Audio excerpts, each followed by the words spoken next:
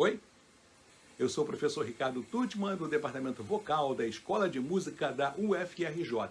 E estou aqui para contar umas histórias sobre a canção clássica, a canção de câmara. Espera aí que eu já volto.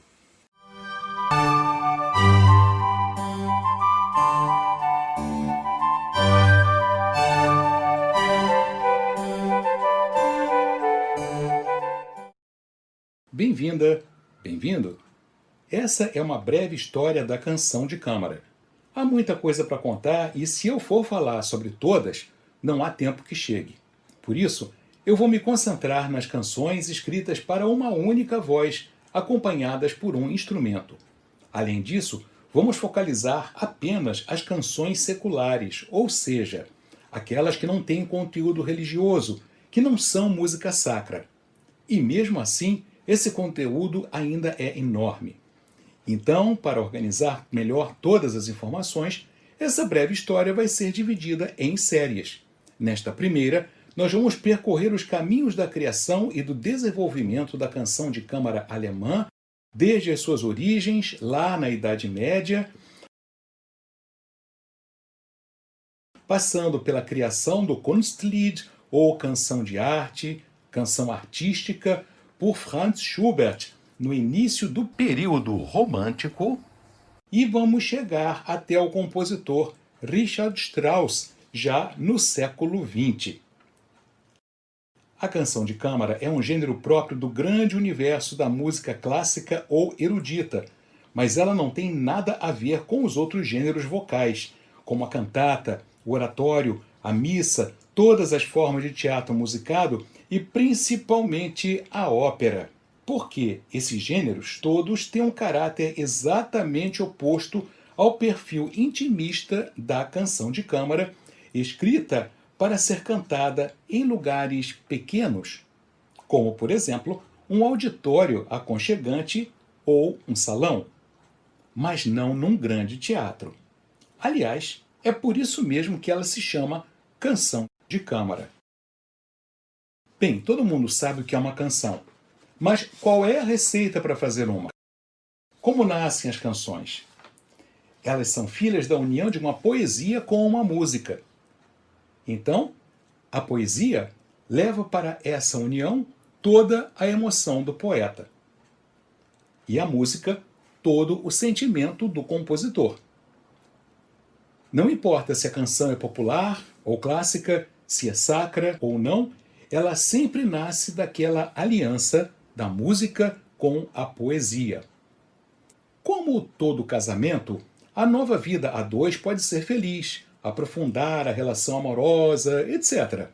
As duas, poesia e música, podem se complementar e enriquecer. Aliás, era assim que o maior poeta alemão, Johann Wolfgang von Goethe, imaginava esse relacionamento. Para ele, quando a poesia e a música se dissolviam uma na outra, a função da música era sublinhar discretamente o clima do poema, assim como o ritmo e o som das palavras do texto. E todos viveriam felizes para sempre. Mas na outra ponta, a relação da música com a poesia pode não ficar muito harmoniosa. Tudo porque há canções em que o compositor, no impulso, transforma a poesia e a domina, e ele pode até mesmo destruir o trabalho do poeta para recriá-lo a partir de outros materiais. Este procedimento, aliás, foi utilizado algumas vezes pelo grande compositor Hugo Wolf, que deixou criações geniais e que vai ser abordado num outro episódio dessa história da canção de câmara. Entre esses dois extremos, o ideal de Goethe e a energia de Wolf podem ser encontradas nas canções modificações maiores ou menores que os compositores, às vezes, fizeram nas poesias ao compor música para elas. Mas por que isso ocorre? É porque não existem regras para se musicar uma poesia, nem mesmo se for para escrever uma canção de câmara. Não há como criar essas normas. Simples assim. Toda canção é uma criação artística com vida própria. Ao ser interpretada, ela transmite uma carga emocional muito maior do que só a sua letra recitada sem a música, ou da sua música tocada sem o texto. E assim como acontece com toda a poesia e toda a música, Quem dá vida à canção é quem a faz existir. São os intérpretes que, com as suas emoções, revivem os sentimentos do poeta e do compositor quando escreviam as suas obras. Agora, finalmente, vamos logo ao que interessa: a história da canção. Essa longa história começa há muito tempo atrás. Lá na Antiguidade Clássica, as culturas grega e romana tinham um grande número de canções, mas muito pouco material chegou até nós. Este é o mais antigo exemplo de notação musical, um hino a Apolo encontrado em Delfos, na Grécia. A notação musical, as partituras como nós as conhecemos hoje, só começaram a existir a partir do século IX, quando monges católicos criaram um sistema para registrar as composições do canto gregoriano, o canto litúrgico da Igreja Católica. As primeiras partituras de canções que chegaram até nós vêm da Idade Média, criadas pelos trovadores. Por isso, elas podem ser chamadas de primeiras certidões de nascimento da canção de câmara. Então, nós podemos dizer que a história da canção de câmara, da canção clássica, começa na Idade Média, no século XI, com a refinada cultura artística dos cavaleiros medievais, porque é daqueles guerreiros nobres que vêm as primeiras partituras de canções escritas sobre poesias de elevada inspiração. O início de tudo se deu na Aquitânia, uma região do sul da França, na corte de Guilherme IX, chamado o Trovador. Um dos líderes da Primeira Cruzada, ele foi duque da Aquitânia e da Gasconha e conde de Poitiers entre 1086 e 1126. O mesmo cavaleiro produzia tudo da canção, escrevia o texto, a música e interpretava as suas composições, se acompanhando com a viola ou a harpa medieval. Às vezes, havia um músico à disposição para tocar o instrumento, e então o trovador podia só se preocupar em cantar. Vamos agora aproveitar para conhecer a viola medieval assistindo a uma breve cantiga de Santa Maria do século XIII. A viola que vamos ver foi construída na Espanha por Asier de Benito, segundo ilustrações artísticas que estão na coleção das Cantigas de Santa Maria.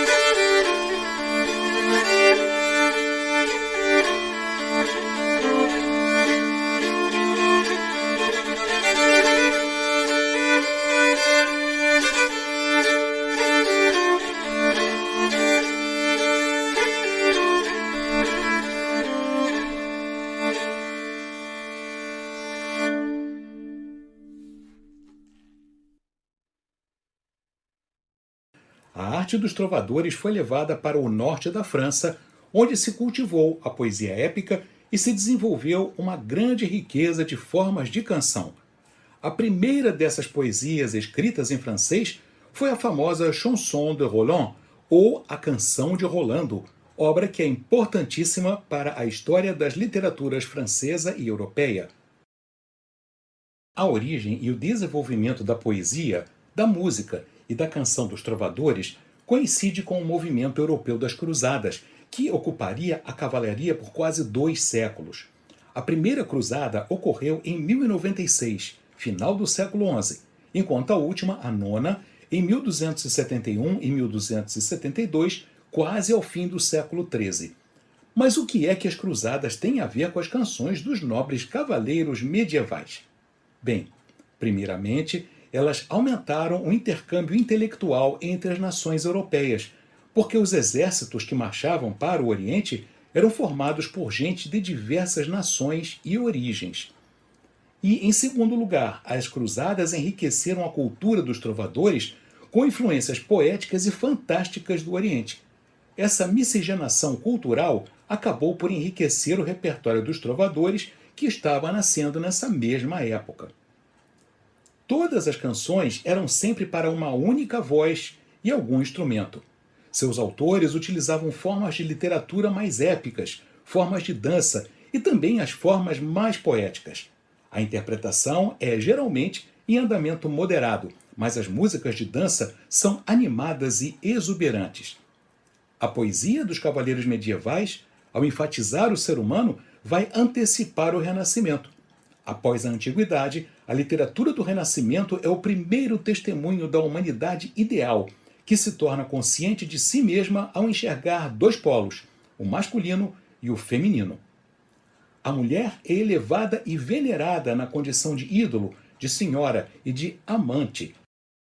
Aqueles textos refinados abrem a porta para um novo mundo de emoções humanas elevadas e ternas, e também para os prazeres naturais e terrenos que andavam meio esquecidos desde os tempos antigos. As canções trovadorescas fizeram sucesso e acabaram se difundindo por toda a Europa.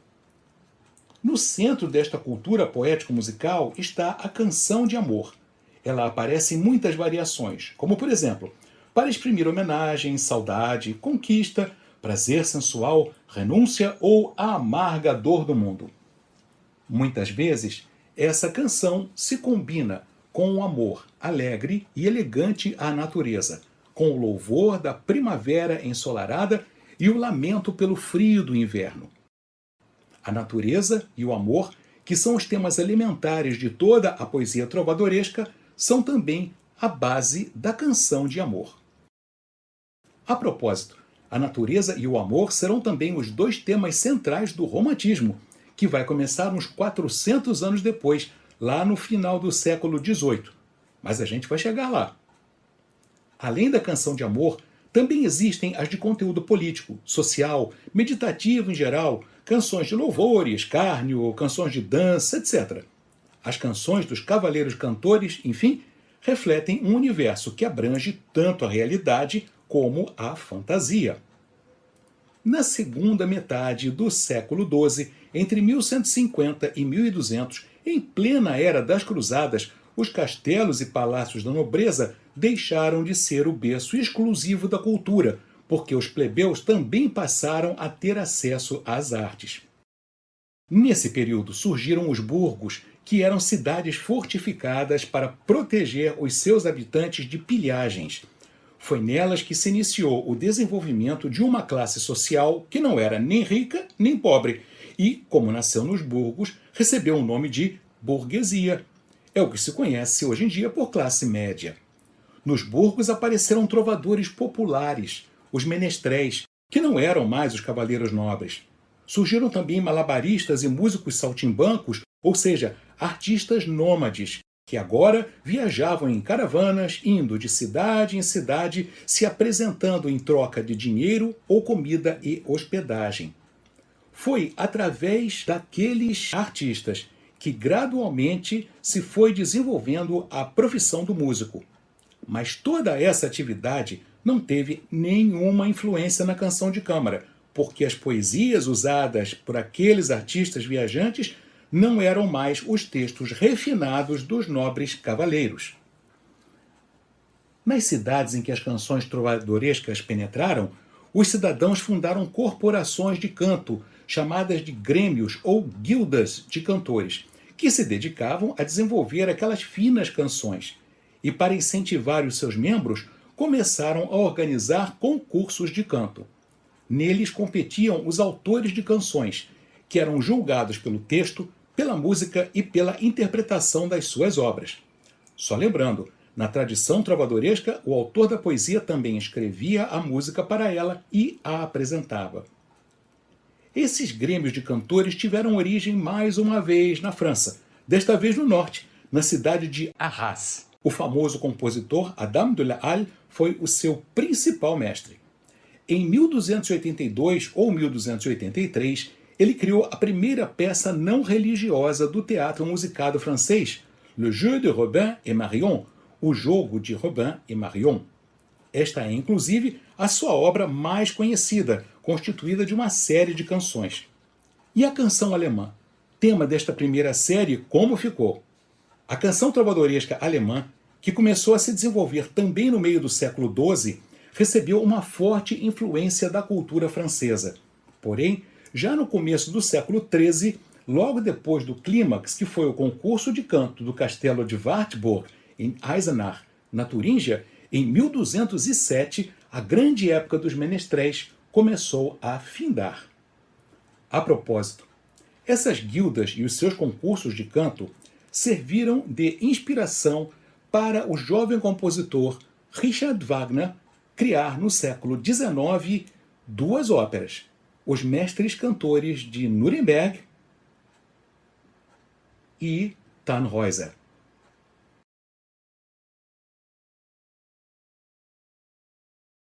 Olá, eu espero que vocês tenham gostado e que voltem para a sequência desta pequena história da canção de câmara. Até a próxima!